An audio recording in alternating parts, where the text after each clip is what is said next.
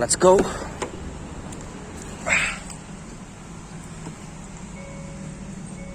Bebas suara nih.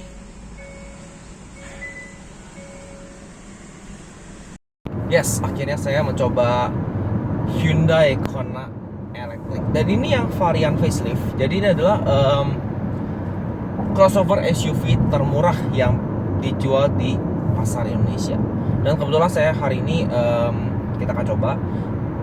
Dan saya akan memberitahu Anda gimana sih sehari-hari saya pakai mobil listrik.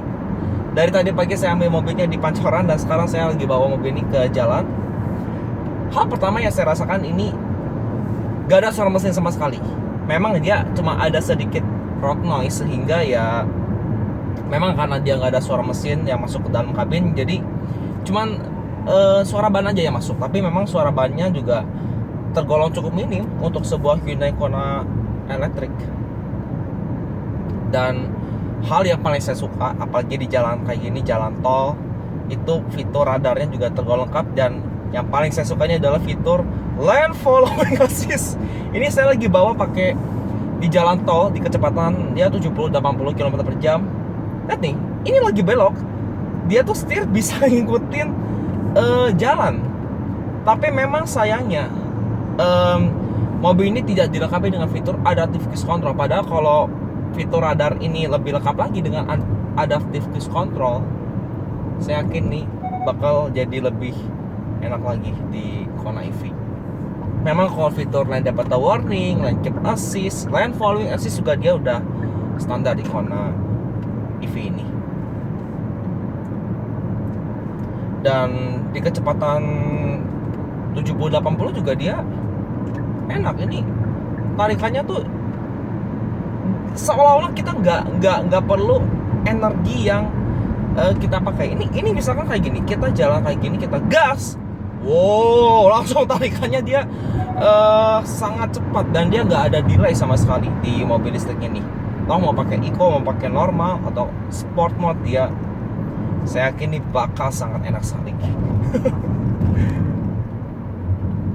Nah, lantas bagaimana bandingan suspensi dari Kona EV?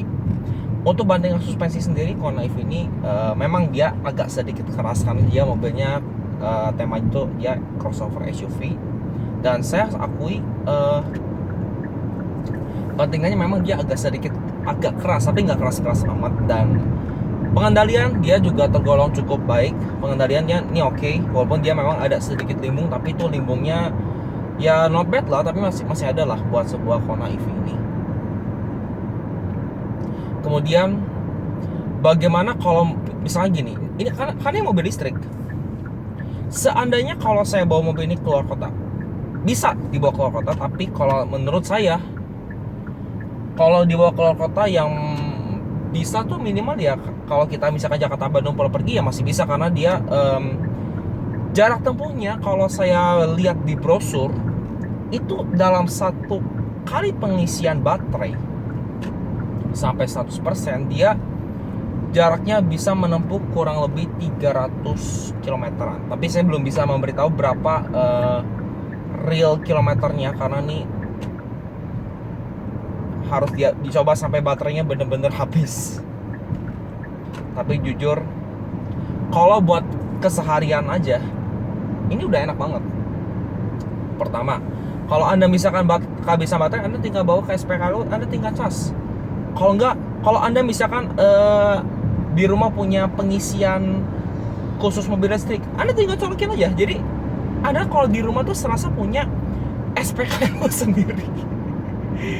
Bener-bener kita tuh nggak usah capek-capek gitu ke SPBU buat ngisi mobil ini gitu.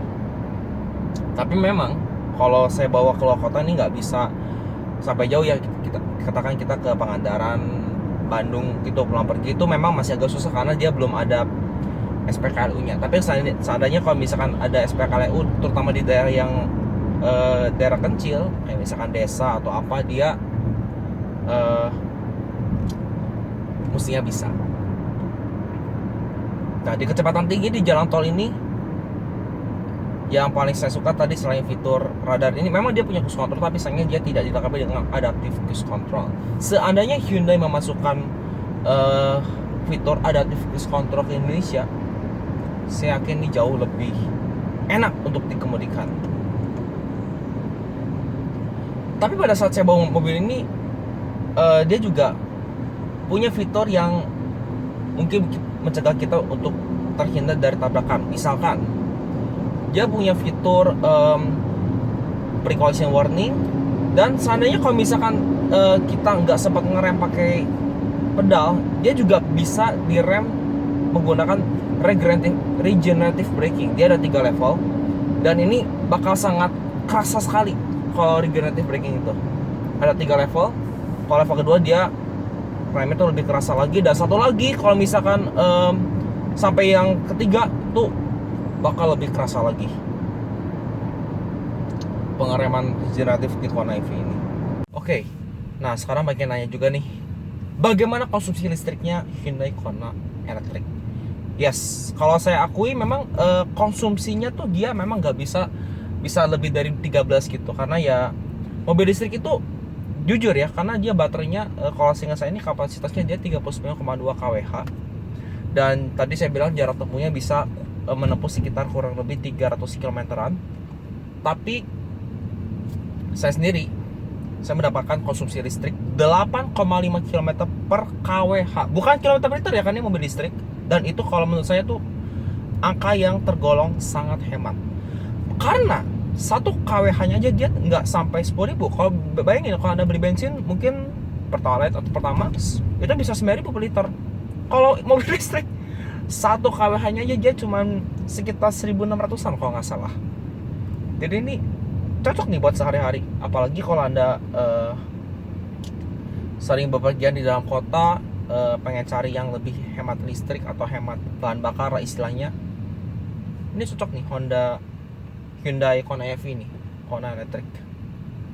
Tapi kalau di rute tol saya bisa memperkirakan itu bisa di sekitar 11 sampai 12 km per kWh. Kalau dalam kota dia memang 1/8 ya, 8,5 km per kWh, dan itu saya bilang angkanya tuh sangat irit sekali dan sangat hemat lah buat sebuah mobil listrik. Jadi makanya saya bilang nggak heran, ini 1 kali pengecasan baterai full sampai habis itu range-nya bisa di antara 300 km-an. Tapi saya belum tahu data akselerasinya berapa, nanti kita akan harus coba. Tapi mestinya dia nggak sampai 10 detik lah akselerasi Hyundai Kona EV ini. Oke, sekarang saya akan jelaskan apa saja fitur yang saya suka dan tidak saya suka di Kona EV. Kita mau dulu hal yang tidak saya suka di Kona EV. Yang pertama itu adalah klaksonnya, kayak gini. Bukannya jelek, tapi kenapa klaksonnya bunyinya tuh kayak gini? Dan cuma 1 dia bunyinya tuh, kenapa nggak dikasih 2 aja sekalian? Itu yang agak mengganggu yang pertama tuh. Yang kedua yang agak mengganggu lagi adalah memang fitur radar di Kona EV dia sudah tergolong cukup lengkap, tapi sayangnya memang tidak kenapa tidak disokol dengan fitur adaptive cruise control. Padahal memang kalau adaptive cruise control bakal sangat terpakai, apalagi di kondisi Indonesia ya, yang jalan tolnya kadang suka nggak konsisten. Kemudian yang ketiga yang saya tidak suka lagi adalah transmisi. Memang dia oke, dia sudah canggih menggunakan tombol, tapi memang butuh waktu untuk kita terbiasa, karena memang sampai saya lihat dia persnelingnya tuh kadang suka beda-beda. Persneling yang dimiliki Kona EV sama Santa Fe dan Palisade juga dia kadang suka agak beda gitu. Dan kenapa gitu nggak sekalian aja dibuatnya sama gitu. Ini saya pribadi jujur ya, saya kadang agak suka lupa gitu, ini persnelingnya di mana, dia persnelingnya kanan di mana gitu. Sama satu lagi yang sebenarnya agak kurang itu adalah memang entertainment system dia sudah lengkap dengan Apple CarPlay dan Android Auto yang wireless, tapi jujur aja ada satu kurangnya, dia nggak bisa setel format MP4 alias video gitu. Kadang MP3 juga dia nggak bisa, mestinya bisa tapi saya cek ternyata nggak bisa nih.